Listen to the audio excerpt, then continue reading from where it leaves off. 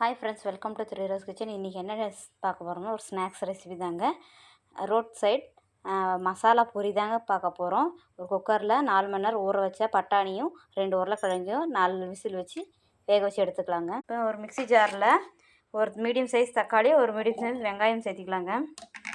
கொத்தமல்லி, புதினா சேர்த்தியாச்சுங்க. ஒரு பச்சை மிளகா, 2 பல்லு பூண்டு, ஒரு துண்டு இஞ்சி, ஒரு துண்டு பட்டை, கொஞ்சமாக 1/4 ஸ்பூன் சோம்பு சேர்த்து அரைச்சிடலாங்க. பாருங்கள், கடாயில் எண்ணெய் காஞ்சிச்சிங்க. நம்ம பூரியை போட்டு பொரித்து எடுத்துடலாங்க. பூரியை போட்டுடலாம்.